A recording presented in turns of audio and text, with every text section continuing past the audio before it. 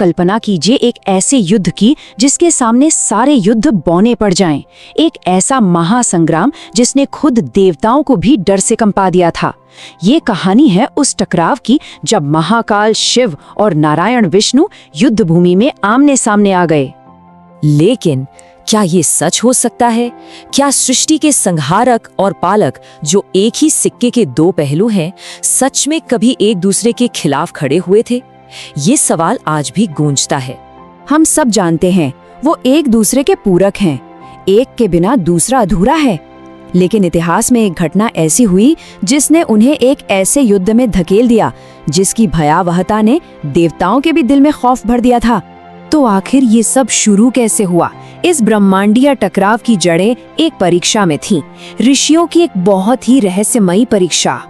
देखिए, ऋषि भृगु ये जानना चाहते थे कि त्रिदेवों में सबसे सहनशील कौन है। वो पहले ब्रह्मा जी के पास गए तो उन्हें अहंकार दिखा, फिर वो शिव के पास पहुंचे जो ध्यान में थे और वो क्रोधित हो गए, और आखिर में ऋषि भृगु वैकुंठ पहुंचे जहां भगवान विष्णु विश्राम कर रहे थे। और वहां जाकर उन्होंने कुछ ऐसा किया जिसकी किसी ने कल्पना भी नहीं की थी। उन्होंने सीधा भगवान विष्णु की छाती पर अपने पैर से प्रहार कर दिया। उस अपमानजनक प्रहार के बाद विष्णु ने अपनी आंखें खोली, लेकिन उनके चेहरे पर क्रोध की एक लकीर तक नहीं थी, बल्कि उन्होंने बहुत ही शांत और कोमल स्वर में पूछा, हे महामुनि, मुझे आशा है कि आपके चरण में चोट तो नहीं आई। विष्णु की इस सहनशीलता ने उन्हें सर्वश्रेष्ठ तो साबित कर दिया, लेकिन अनजाने में इसने एक ऐसे क्रोध को जन्म दे दिया था जो प्रलय लाने की ताकत रखता था। अब एक ज्वालामुखी फटने वाला था। जब महादेव शिव को यह पता चला कि उनके प्रिय विष्णु का ऐसा अपमान हुआ है, तो उनका वो क्रोध, जिसकी कहानियां युगों युगों से सुनाई जाती हैं, एक ज्वालामुखी की तरह फट पड़ा। ये सिर्फ गुस्सा नहीं था, ये अन्याय के खिलाफ उठी एक ब्रह्मांडीय शक्ति की हुंकार थी। शिव का स्वर पूरे ब्रह्मांड में गूंजा, जिसमें दर्द भी था और निश्चय भी। उन्होंने घोषणा की, विष्णु, तुमने अन्याय सहा है, आज इस अपमान का जवाब युद्ध से मिलेगा। ये एक ऐलान था, प्रलय का ऐलान। और फिर वो पल आ ही गया जब पूरे ब्रह्मांड ने अपनी सांसें थाम ली। दो महाशक्तियां, दो ध्रुव एक दूसरे के सामने खड़े थे। सोचकर देखिए वो दृश्य, एक तरफ संहारक शिव हाथों में त्रिशूल लिए और दूसरी तरफ पालक विष्णु उंगली पर सुदर्शन चक्र लिए। ये दो बराबर की अजेय शक्तियों का टकराव था। और फिर पहला प्रहार हुआ और उसके साथ ही पूरी सृष्टि अपनी नींव तक कांप उठी। ये कोई साधारण टकराव नहीं था, इसका अंजाम विनाशकारी था। आकाश से आग बरसने लगी, समंदर का पानी उबलने लगा, देवराज इंद्र का सिंहासन तक डोल गया। कहते हैं कि खुद समय रुक गया था और मृत्यु, हाँ, मृत्यु भी उस मंजर को देखकर खौफ में थी।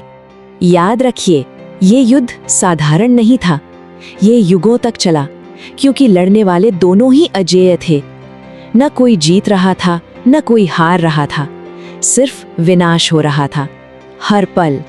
जैसे जैसे समय बीता, बाकी देवताओं को एक भयानक सच का एहसास हुआ, अगर इस युद्ध को नहीं रोका गया तो सृष्टि का अंत निश्चित था।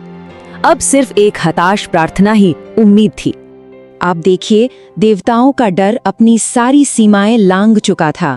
ब्रह्मांड की व्यवस्था बिखर रही थी और उम्मीद की किरण लगभग बुझ चुकी थी। सब समझ गए थे कि इस युद्ध का कोई विजेता नहीं होगा, सिर्फ सर्वनाश होगा। तब सृष्टि के रचयिता ब्रह्मा जी ने हस्तक्षेप किया। उन्होंने दोनों महाशक्तियों के सामने हाथ जोड़कर विनती की, हे महादेव, हे नारायण, ये युद्ध किसी विजेता को जन्म नहीं देगा, ये सिर्फ सृष्टि को ही नष्ट कर देगा, रुक जाइए। और तभी उस खौफ और हताशा के बीच एक दिव्य रहस्य सामने आया। इस महायुद्ध का असली सच अब प्रकट होने वाला था। अचानक दोनों देवताओं के बीच युद्ध भूमि के ठीक केंद्र में एक तेज दिव्य प्रकाश उभरा। वो रोशनी इतनी शक्तिशाली थी कि उसने पूरे युद्ध को एक पल में थाम दिया। और तब ये राज खुला, ये टकराव कोई असली युद्ध था ही नहीं, ये तो एक लीला थी, एक दिव्य नाटक जिसका मकसद सृष्टि को एक बहुत गहरा सच सिखाना था। ये युद्ध नहीं, ये एक संदेश था। और वो संदेश क्या था? वो था ब्रह्मांड के संतुलन का पाठ, कि शांति के बिना शक्ति विनाश है, जैसा शिव के क्रोध में दिखा, और शक्ति के बिना शांति सिर्फ एक निष्क्रियता है, जैसा विष्णु की सहनशीलता में लग रहा था। उस दिव्य प्रकाश में दोनों देवताओं ने एक ही आवाज में बोला और हरिहर के स्वरूप को दुनिया के सामने प्रकट किया, यानी विष्णु और शिव की एकता। उन्होंने दिखाया कि वो दो नहीं बल्कि एक ही परम सत्य के दो रूप हैं। और आखिर में उन्होंने वो महावाक्य कहा जो आज भी गूंजता है, जो शिव है वो ही विष्णु है, और जो विष्णु है वो ही शिव है। ये युद्ध असल में अहंकार के विनाश और परम एकता की स्थापना के लिए रची गई एक दिव्य लीला थी।